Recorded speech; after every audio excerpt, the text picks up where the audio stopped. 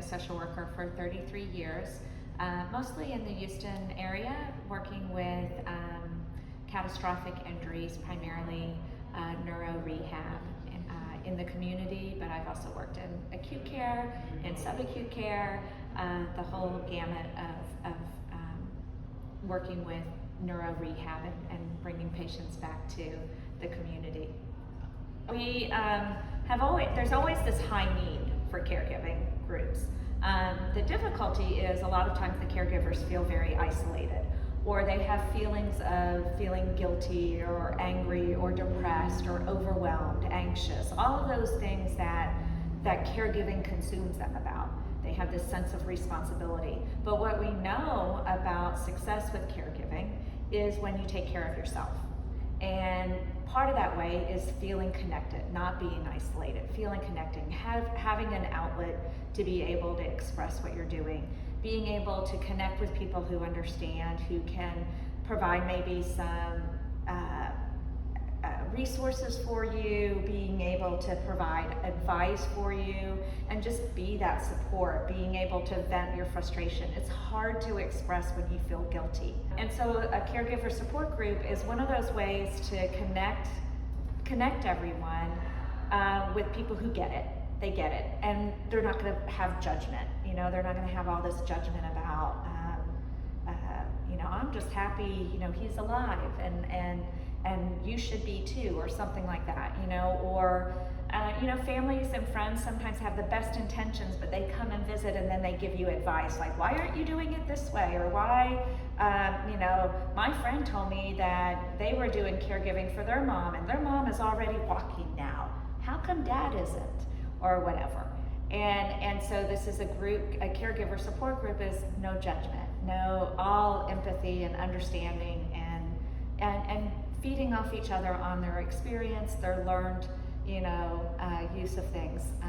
And sometimes it's just real practical. I was doing a group yesterday, and one of the members was leaving, and she was thanking all the other caregivers that are in the group and what they did for her. And one of them was just very simple, and she said, thank you for letting me know that I can cook meals that I like. Because she was talking about a few sessions earlier about how, she plans all these meals so her mother, her loved one that she's caring about for, enjoys the meal, and it's what she likes. And one of the other caregivers goes, every once in a while you can cook something you like though. It's allowed, it's okay. And so that support can give each other permission. You have permission to express whatever you're feeling. And that's what I think is such an important need of the group.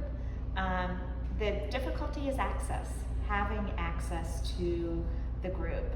We were talking earlier just about, being able, sometimes a caregiver will look at a group, while it can be very helpful, as another thing on their plate. Like, I can't put one more thing on my to-do list.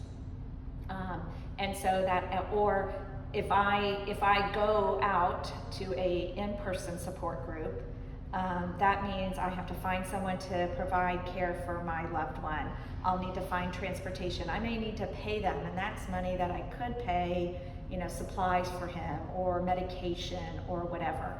So again, who am I to take some of that for, like this is a luxury to come to a support group, or they're so overwhelmed that the thought of kind of shifting gears and doing something for themselves is it just seems so overwhelming. Mm-hmm. The patient themselves also can feel a lot of guilt, like, look at all that I'm making them do. And it's not making, they love each other.